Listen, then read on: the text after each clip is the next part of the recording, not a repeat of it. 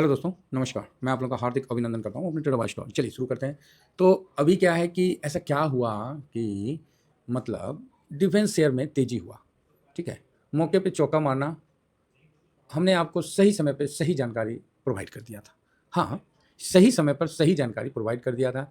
Event मैंने shorts बना के भी आपको 2 बजे दे दिया था और 2 बजे के बाद आपको इसमें तेज़ी बने बाकी तो मेरे टेलीग्राम जो स्विंग में और शॉर्ट स्विंग में, उससे भी पहले हमने इस चीज़ को अपडेट कर दिया था, ठीक है? तो बढ़िया है, तो ये मेरा दोनों चैनल है सर, ज़रूर जॉइन करिए। स्विंग को तो एटलीस्ट हर कोई जॉइन करके रखिए, क्योंकि इससे क्या है कि आपको काफ़ी अपडेट मिलता रहेगा। बाकी अपना फ्री चैनल है, इसको भी ज़रूर जॉइन करके रखिए, ठीक है?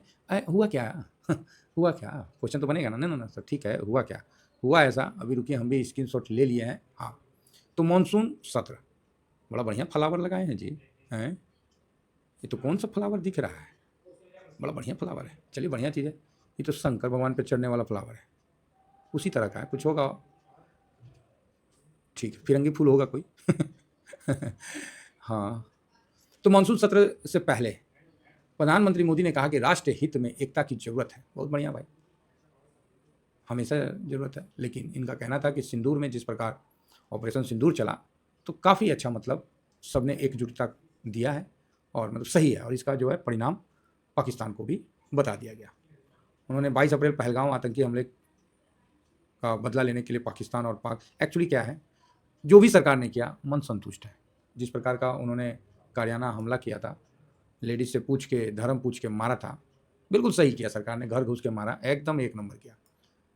तो बोले कि 18 मिनट के संबोधन में पूरी दुनिया ने भारत की सैन्य शक्ति का लोहा माना है। बस बस ये वर्ड, भारत की सैन्य शक्ति का लोहा माना है। ऑपरेशन सिंदूर भारतीय सेना द्वारा निर्धारित लक्ष्य 100% हासिल किया, और ऑपरेशन सिंदूर के तहत आतंकवादियों के आकाओं के घरों को 22 मिनट के भीतर जमींदोज कर दिया गया, मतलब बर्बाद कर दिया गया।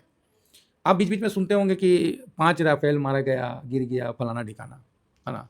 ऐसा बीच बीच में उड़ते उड़ते आता होगा। तो देखिए, प्रोपगंडा वार होता है, समझे? प्रोपगंडा समझते हैं? तो आप बोलिएगा नहीं समझते हैं। मतलब आप चोर नहीं हैं, आपको बोला जाए कि ना चोर है, 10 गो आदमी, आपको 10 आदमी का टीम बन गया और वो बोलने लगा ना ना वो चोर है, वो चोर है, वो चोर है। वो बेचारा एकदम ईमानदार आदमी है, उसको बोला ना ना चोर है, ठीक है? फाइनली वो कहीं भी जाएगा ना, उसको लोग चोर ही बोलेंगे। काहे? तो अरे वहाँ तो बोला है। तो सेम प्रोपगंडा वार भारत ने पाकिस्तान के एयरबेस में जाकर रनवे को उड़ा दिया। बोला भाड़ में जाओ, तू, तेरा रनवे पे हिट कर रहा हूँ तो देख लो, हमको जहाँ मारना है एकदम सटीक मारेंगे, ठीक है? कहीं कुछ नहीं, एकदम सीधा रनवे को उड़ा दिया, जाओ, प्लेने ना उड़ेगा। तो पंगा मत ले चाचा, चुप करके अपना जो करियाना हरकत है उसको सुधार ले, और जितने आतंकवादी है उसको सरेंडर करवा के भारत के दे दे। तो भारत को दिया नहीं, उल्टा उसने ड्रोन भेजा, तुर्की का चिड़िया उड़ा के भेजा, भारत ने सारे को मार के गिरा दिया। बोला बाक ससुरा, मार, पता था ना किधर से आएगा, मार के गिरा दिया, बढ़िया। पूरा दुनिया देखा, अरे ये कौन चीज़ है रे भारत के पास। पता पता चला कि S-400 रसिया का। वो तो ठीक है, उसके अलावा क्या है? तो मैक इन इंडिया, जो डिफेंस सिस्टम अभी निकल के आया है, मैक इन इंडिया। उसके बाद भारत ने जो मिसाइल से अटैक मारा, ब्रह्मोस, ओहो माइंड ब्लोइंग। एक से एक मिसाइल अपने तर्कस में भारत रखा है और सही ठोका है, ठीक है? हाँ, बढ़िया ठोका है। मोदी साहब ने बोला कि मैंने बिहार की रैली में भी बोला था कि छोड़ूंगा नहीं। बात तो सही है भाई, क्यों छोड़ना? सही काम किया है, और बढ़िया, मतलब इस काम को देखते हुए अमेरिका ने जो एयरपोर्ट बनाया था अपना जहाज़ को उतरने के लिए, उसको भी बर्बाद कर दिया। अब अमेरिका छटपटा गया वहाँ से, अरे एक दिन पहले बोल रहा है उसका उपराष्ट्रपति, हमको कोई मतलब नहीं है भारत और पाकिस्तान के डिस्ट्रीब्यूट में। भारत बोला अच्छा रुक बेटा, मारा तड़ातड़ तड़ातड़, हो गया है, अरे हम जहाज़ के उतरने के लिए बना है, भारत बर्बाद कर दिया, अरे रोको रे भारत को। तो ये सिचुएशन आपके सामने आ गया, ठीक है? क्या आ गया कि जो अमेरिका ने बनाया था उसको भी भारत बर्बाद कर दिया। अब पाकिस्तान क्या, वो तो नंगा भूखा है, वो तो नंगा भूखा है, उसको कौन चीज़ बोलेंगे? ऑपरेशन से पैदा हुआ देश है, तो हमेशा खुरपाती तो करते ही रहेगा। तो ये चीज़ है। अब उसी तरह बांग्लादेश भी है, तो इसमें भी खुड़क हो रहा है, तो ये सब चलते रहता है, ठीक है? तो भारत का जो सैन्य शक्ति है ज़बरदस्त। अब देखा कि सब भारत का डिफेंस लेना चाह रहा है, भारत का सब अटैकिंग पावर लेना चाह रहा है, मिसाइल लेना चाह रहा है। अमेरिका बोला इसको बदनाम करो, पाकिस्तान को बोला कि हम तो 5 गो राफेल मार के गिरा दिए। तो भारत बोला ठीक है, एगो टुकड़ो दिखा दो ना, मार के गिरा दिया, एगो टुकड़ो दिखा दो। तो एआई से कैसे-कैसे वीडियो बना के और झूठ-मूठ का प्रोपगंडा कर रहा है। मतलब तो यही प्रोपगंडा यही है कि मतलब अमेरिका भी बोल दिया, पाकिस्तान भी बोल दिया, तो यूरोपीय संघ भी बोलने लगे। भारत ने सबके सामने अमेरिका का भी धोती खोल दिया। बोला ओ चाचा क्या कर रहे हैं आप? कब बोले जी? ये ट्रेड कहाँ से आ गया? ये ट्रेड डील कहाँ से आ गया? आप बोल रहे हैं कि ट्रेड डील के कारण हम युद्ध रुकवा दिए। फालतू बात मत करिए, समझे? नहीं तो धोतिये में आग लगा देंगे। तो अमेरिका का विरोध किया जा रहा है। क्योंकि ये प्रोपगंडा चालू कर दिए अमेरिका और पाकिस्तान। अमेरिका जानता है कि पाकिस्तान उसका टट्टू है, रोटी फेंको नाचने लगेगा, ठीक है। तो ये चीज़ है। पता नहीं भारत के साथ उसके मतलब वही है ना, ऑपरेशन से पैदा लिया, बापे को लाठी किया हुआ है, तो समझिए बाप तो बापे है, क्या बोला जाए, उसका बुद्धि बैल है ससुरा। वो लोग का बुद्धि बैल है, उससे ज़्यादा यहाँ पर ही हमारे देश में मुसलमान रहते हैं। फिर भी देखिए कि हम लोग का कितना शांति से, और उसके पता नहीं क्या खुरुक कराता है उसके, क्या बोला जाए, छोड़िए हटाइए। तो यहाँ कुल मिला के ये जो भी ऑपरेशन हुआ तो इसको पूरे वर्ल्ड ने देखा, और भारत का डिफेंस को बहुत ज़्यादा महत्व मिल गया। जो कमज़ोर में था वहाँ से कई कदम आगे बढ़ गया। पिछली सरकारों ने मतलब इतना ज़्यादा अपने डिफेंस को मतलब वो क्या बोलते हैं, बोल्डनेस से नहीं रखा, ठीक है, और ना मतलब इतना बोल्ड मतलब नहीं रखा। इसका ये मतलब नहीं कि उन्होंने कुछ नहीं किया, नहीं उन्होंने भी किया, ऐसा नहीं है, कोई भी चीज़ एक के दिन में नहीं बन जाता है, उनका भी वर्षों का प्रयास था। हाँ, थोड़ा सा कहीं दब जाते थे। यहाँ क्या है, अभी मोदी साहब हैं तो बस ना खाएंगे ना खाने देंगे, सिस्टम है तो बस शौचालय बनवा देंगे कभी जामे नहीं होगा समझ रहे ना। तो बड़ा बढ़िया सिस्टम है, तो अच्छा है। तो इन्होंने डिफेंस के बारे में अच्छा बोला। तो अभी राजनाथ साहब भी आपको स्टेटमेंट दिए थे, तो उनका भी अच्छा स्टेटमेंट था कि भाई हम लोग से ब्रह्मोस लेने के लिए कई देश कांटेक्ट में है या जो भी है तो इस प्रकार का चल रहा है।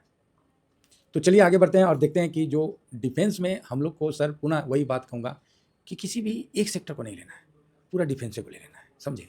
आप डिफेंस में देख सकते हैं कि भारत जो है मेक इन इंडिया के तहत क्या क्या बना रहा है। तेजस लाइट कॉम्बैट एयरक्राफ्ट बना रहा है ना, एडवांस लाइट हेलीकॉप्टर बना रहा है ALH, फिर इसी तरह से कई एयरक्राफ्ट बना रहा है। लेकिन वही है कि इंजन जो है वो तो 4 ही देश बनाते हैं, अमेरिका, फ्रांस, इंग्लैंड और रसिया, ऐसी है ना। हो सकता है देखिएगा थोड़ा बहुत करेक्शन हो कर लीजिएगा। अभी जो इंडिया कावेरी बना रहा है तो ये एक बहुत बड़ा मतलब कर रहा है। बाकी आप देख सकते हैं मिसाइल में ब्रह्मोस जो रसिया के थ्रू ही सब कोलैबोरेशन के साथ हुआ है, तो ठीक है, विथ कोलैबोरेशन ऑफ रसिया। तो रसिया तो हम लोग के काफ़ी, फिर एंटी टैंक मिसाइल, इस तरह से कई मतलब लैंड सिस्टम में भी आप देख सकते हैं। तो इंडिया काफ़ी इन चीज़ों में आगे बढ़ा है। इसका ये मतलब नहीं है कि अभी जो 5-7 साल जो भी सरकार रही है तो इन्होंने काफ़ी अच्छा इसको खर्च करके मेक इन इंडिया को प्रमोट करके इसको ज़्यादा अच्छा मतलब वो किया है। तभी तो आप डिफेंस का देख सकते हैं कि एक्सपोर्ट कई गुना बढ़ गया है, कई गुना। हाँ बोलिएगा, हाँ बात ठीक कह रहे हैं सर। तो आज देखिए डिफेंस सेक्टर 0.93 बढ़ा है।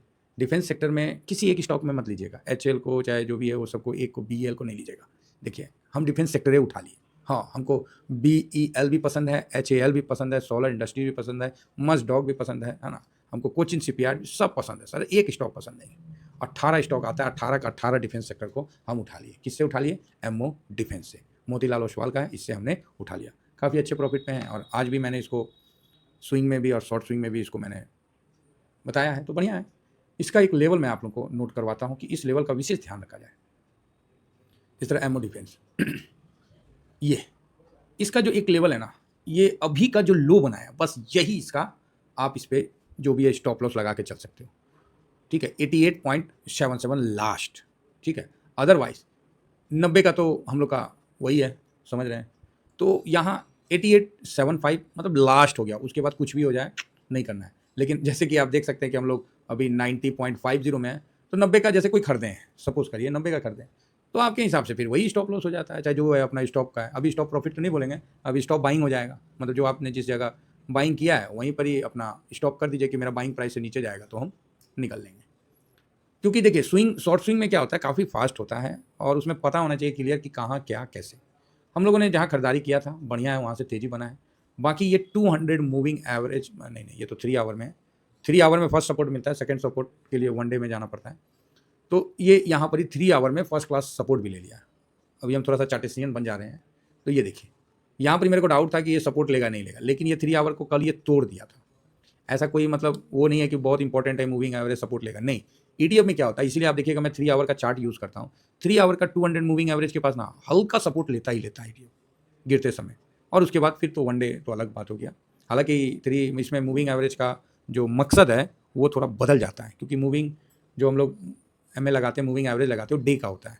तो कोई नहीं, हम 3 आवर का लगा लेते हैं भैया, जब सिस्टम दे रहा है तो हम लगाने में क्या दिक्कत है, लगा लेते हैं। तो इसीलिए मैक्सिमम टाइम देखा गया है कि एक बार यहाँ टकरा के ऊपर होता है, उसके बाद जो टूटेगा वो फिर नीचे जाएगा, तब ये 1 डे के सपोर्ट के तलाश में जाएगा, मेरा ये कहना है। और 1 डे का सपोर्ट तो भाई 75 के आसपास है, और अभी तो ये 90 के आसपास सपोर्ट ले रहा है, तो ये डिफरेंस है, ठीक है। इस चीज़ को समझ के चलिए। ऊपर से मोटा मोटी करेक्शन जो है, तो आप बोलिएगा सर ये मतलब कुछ ऊपर से 10% का करेक्शन दे दिया तो हेल्दी करेक्शन है ना। और यहाँ जरूर ध्यान रखें कि कोई भी भाई अगर स्विंग के लिए इसको लेते हैं, शॉर्ट स्विंग एक अलग चीज़ है, शॉर्ट स्विंग में आप लेते हैं और जिस तरह मान लीजिए आपने शॉर्ट स्विंग में कोई भी चीज़ बाई किया किसी भी एक जगह, मान लीजिए आपने 90 का बाई किया, तो आपको पता होना चाहिए कि इसका स्टॉप लॉस कहाँ है। तो आप बोलिएगा सर आप तो स्टॉप लॉस बोल रहे हैं। यस, कभी कल क्या होता है, कभी कल हाथी जो है ना महावत पे भी भारी पड़ जाता है, समझ गए। हाथी जो हैंडल करता है ड्राइवर, उसका महावत बोलते हैं, उस पर भी हाथी कभी कल भारी पड़ जाता है।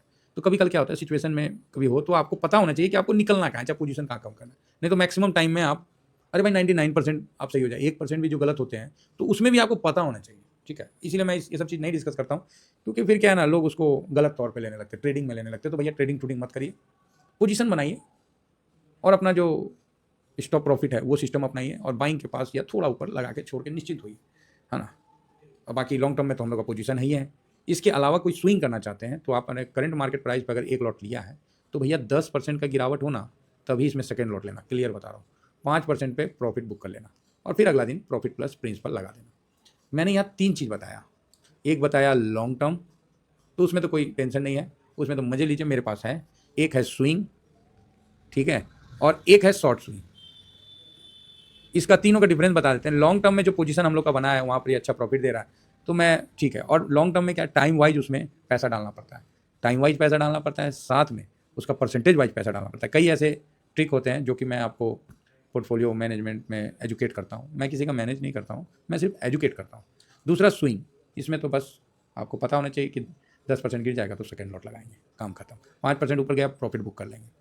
तीसरा शॉर्ट स्विंग, यहाँ क्या है कि आपको निकलना आना चाहिए, निकलना आना चाहिए। आपको नहीं मतलब है कि आप मान लीजिए कोई 90 का बाइंग है, सपोज करिए आपका 90-50 चल रहा है तो आप 90 पे क्यों नहीं अपना एक निकल जाने का सोचिएगा, ठीक है। 50% निकल जाने का सोचिए, या तो 90-25 पे निकलिए, मतलब थोड़ा सा प्रॉफिट जरूर लेके निकलिए। शॉर्ट स्विंग का मतलब ही है कि प्रॉफिट बना निकल लो इसमें ज़्यादा नहीं रुकने का, ठीक है। चलिए, आशा करता हूँ कि आपने हर चीज़ को समझा होगा। और डिफेंस के लिए पीएम मोदी साहब का स्टेटमेंट काफ़ी इंपॉर्टेंट रहता है और इसलिए इसमें अच्छी तेज़ी आज मतलब हुआ है और आगे भी होने का उम्मीद है। इतना ही कहकर अपनी वाणी को विराम देता हूँ। Thank you very much. जय हिंद।